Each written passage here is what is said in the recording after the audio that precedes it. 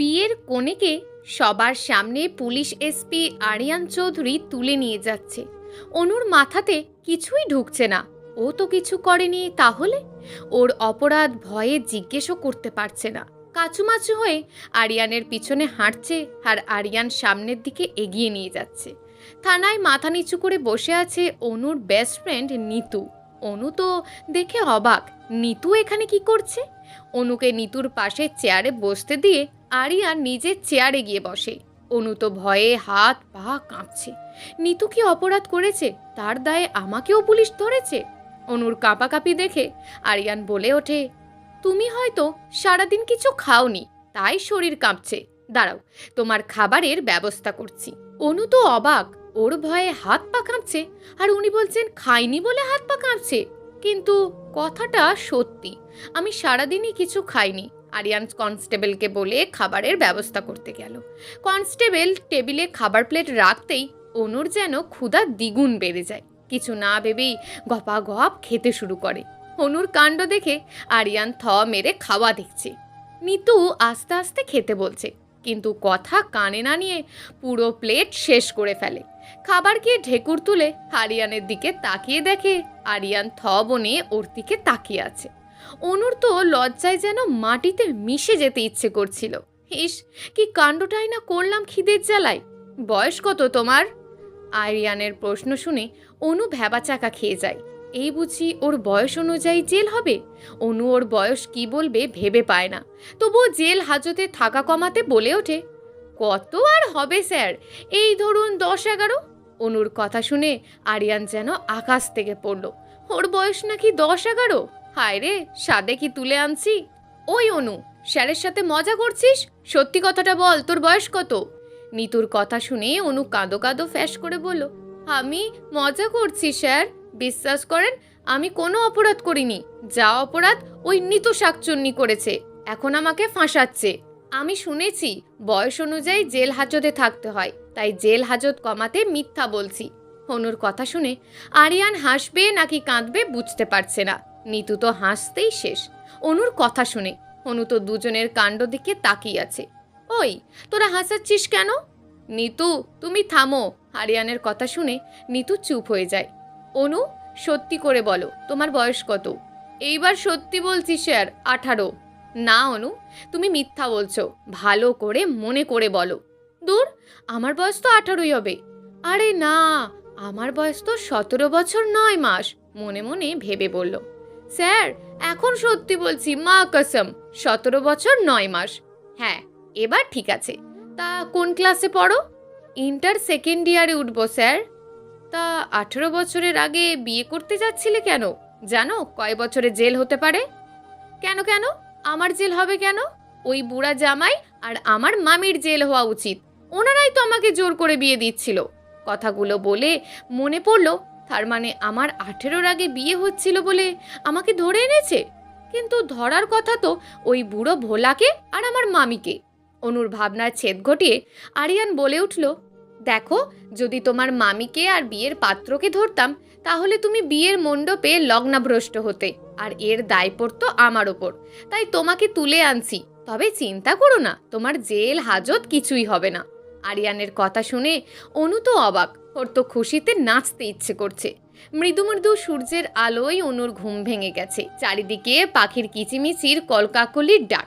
Nitu 2 mug coffee নিয়ে রুমে প্রবেশ করলো। কিরে, ঘুম ভাঙলো? অনুর হাতের কফির মগ দিতে বলল। রে বান্ধবী, ধন্যবাদ রে, তোর জন্য আমার জীবনটা বেঁচে গেল। অনুর কথা শুনে নিতু বসা থেকে দাঁড়িয়ে বলল, আমাকে ধন্যবাদ দিচ্ছিস কেন? আরিয়ান স্যারকে দে, ওনার জন্যই আমার বাড়িতে আছিস স্বাধীনভাবে, নয়তো এতক্ষণে তোর ওই বুড়ো জামাইয়ের বাড়িতে থাকতিস। ঠিকই বলেছিস, ওনাকে জানাবো, কিন্তু তুই কমপ্লেন করেছিস বলেই তো আমাকে বাঁচালো। এটা ঠিক, তবে আমি নিজে থেকে কিছু বলিনি, যা জানার উনি নিজে থেকেই জেনে করেছেন। উনি নিজে থেকে জেনেছেন মানে কি? উনি কি আমার পরিচিত নাকি যে নিজে থেকে জেনে আমাকে বাঁচিয়েছেন? এই রে, অন্য কিছু বুঝে গেল না তো? না, ওকে এখন কিচ্ছু বুঝতে দেয়া যাবে না। মনে মনে ভেবে বলে উঠল, আরে না, তোর পরিচিত হবে কেন? আমি নিজে থেকেই কমপ্লেন করেছি। যা, এসব বাদ দে, যা কাণ্ড করেছিস কালকে। কি করেছি আমি? তোরাই তো আমাকে বোকা বানালি। ইস, যা কাণ্ড করেছিস, এতে আরিয়ান স্যার বুঝে গেছে তুই ম্যাচিওর হোসনি। তো কি হয়েছে, উনি যা বোঝার বুঝুক, তাতে আমার কি? উনি কি আমার ভবিষ্যৎ স্বামী? বিড়বিড়িয়ে নিতু বলল, তা নয় তো কি, উনিই তোর ভবিষ্যৎ স্বামী। নিতুর বিড়বিড়ানি দেখে অনু বলল, এই কি বিড়বিড় করছিস রে? না কিছু না, যা তাড়াতাড়ি ফ্রেশ হয়ে আয়, কলেজ যেতে হবে। আসছি, 5 মিনিট। আজকে তেমন ক্লাস না থাকায় ক্যাম্পাসে বসে অনু, নিতু আর কিছু ফ্রেন্ড মিলে আড্ডা দিচ্ছিল। পুলিশের গাড়ি থেকে আরিয়ানকে নামতে দেখে অনু আর নিতু দৌড়ে ওনার কাছে গেল। আরিয়ানের কাছে গিয়ে নিতু বলল, আরে স্যার, আপনি এখানে? হ্যাঁ, এসেছিলাম তোমাদের প্রিন্সিপাল স্যারের কাছে একটা কাজে। তা তোমরা কি এই কলেজেই পড়ো নাকি? Yes sir. স্যার, আপনাকে যেন অনু কি বলবে। ও, তা বলুক। কিরে অনু, চুপ করে আছিস কেন? কিছু বল। অনুর তো কোনো খেয়ালই নেই, ও এক ধ্যানে আরিয়ানের দিকে তাকিয়ে আছে। কালকে আরিয়ানকে ভালো করে খেয়ালই করেনি।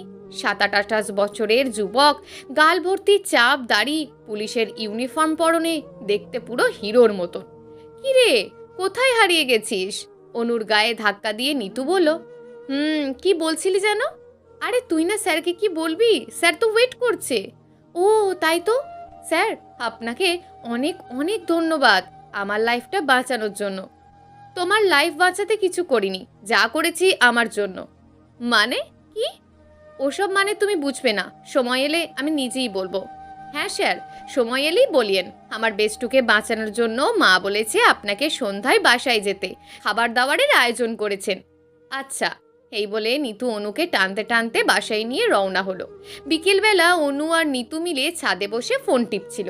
অনু বলে উঠল, বান্ধবীরে, আমি মনে হয় কারোর প্রেমে পড়ে গেছি।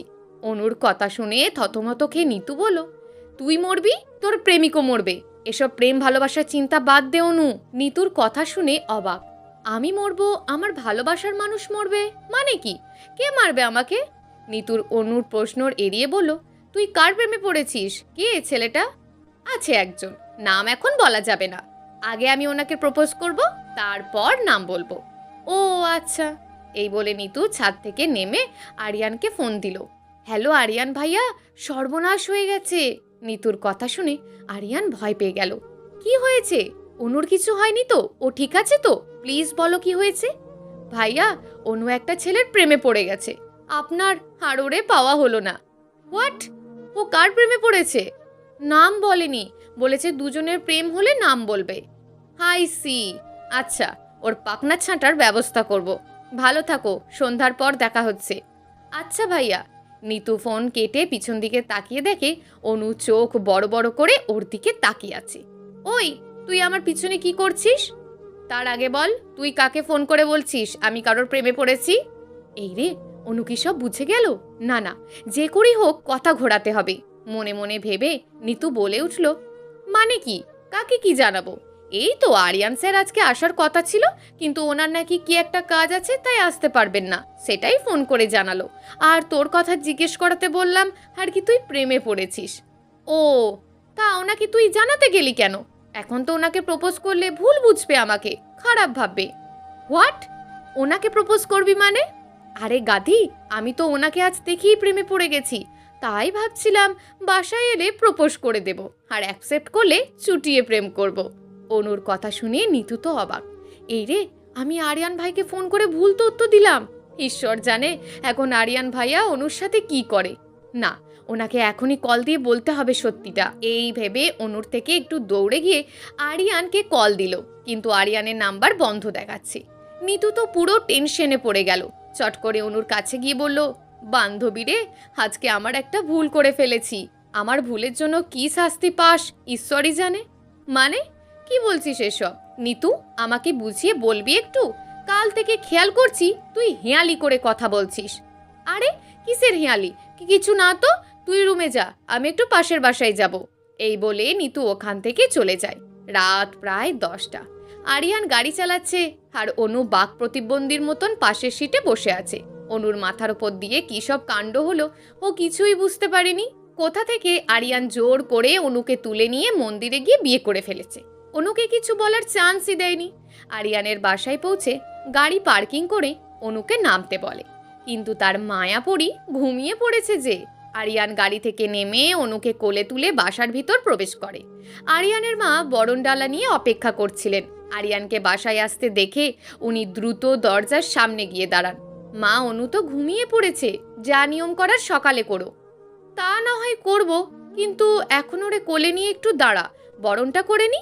আরিয়ানের মা বরণডালা দিয়ে বরণ করে আরিয়ানকে অনুকে নিয়ে ভিতরে প্রবেশ করতে বলে। যা বাবা, ওরে তোর রুমে নিয়ে যা। আচ্ছা মা। আরিয়ান অনুকে সিঁড়ি বেয়ে অনুকে নিয়ে ওর রুমে চলে যায়।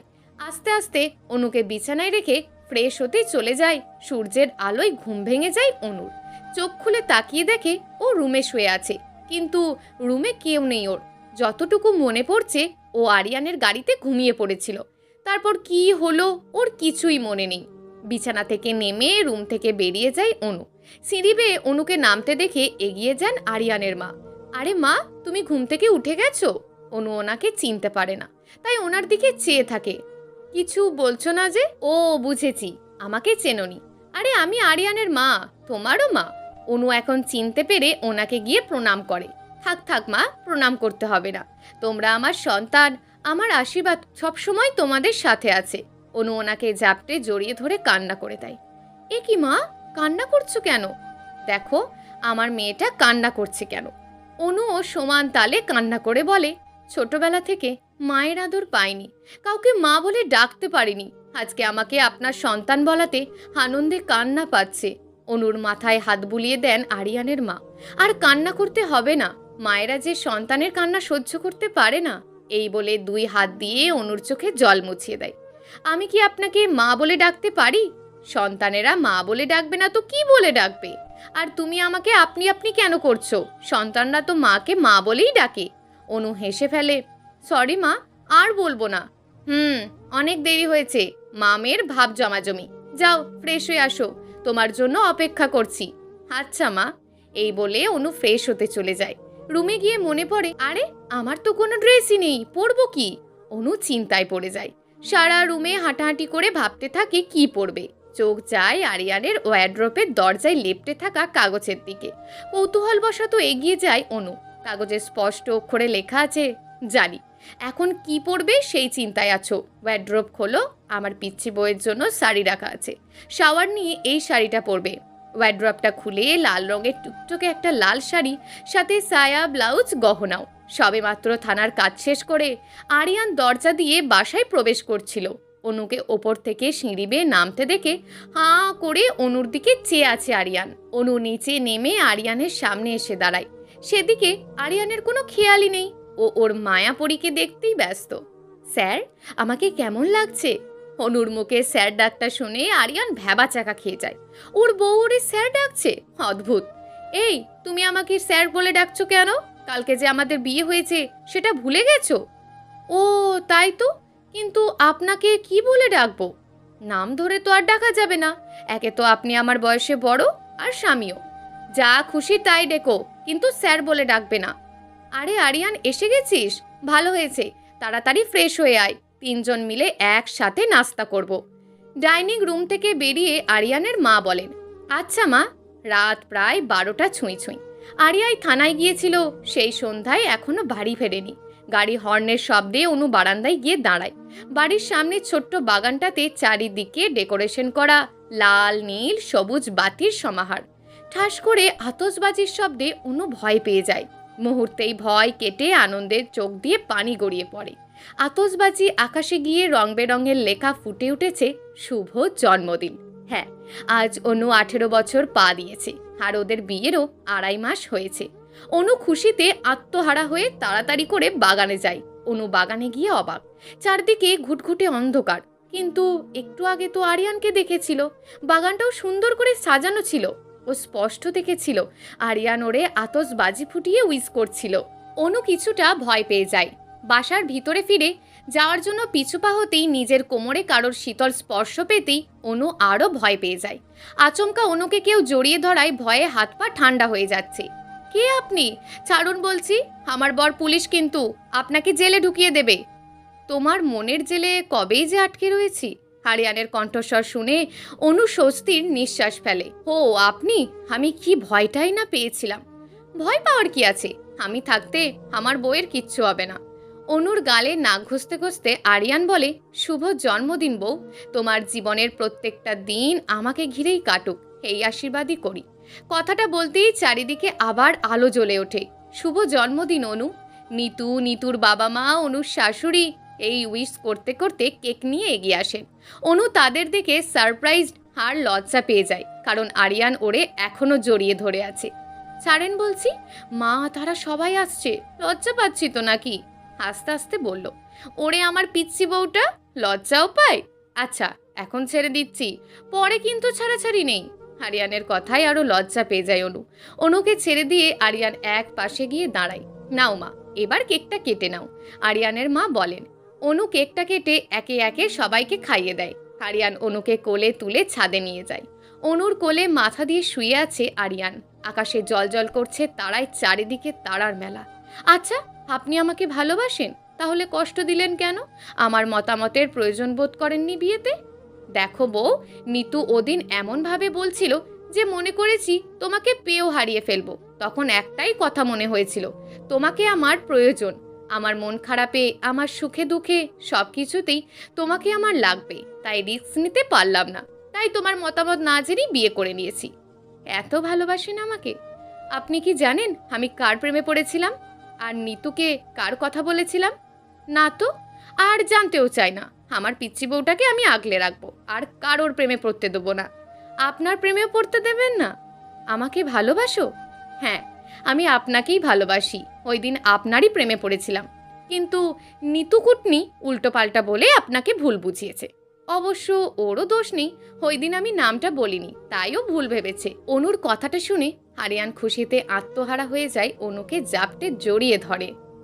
প্রিয় দর্শক, এই গল্পটা আপনাদের কেমন লাগলো তা অবশ্যই একটি কমেন্ট করবেন। আর যদি গল্পটা আপনাদের ভালো লেগে থাকে তাহলে ভিডিওটিতে একটি লাইক করে দেবেন, এবং এই ধরনের ভিন্ন স্বাদের গল্প শোনার জন্য চ্যানেলটিকে অবশ্যই সাবস্ক্রাইব করে আমাদের সঙ্গে যুক্ত থাকুন।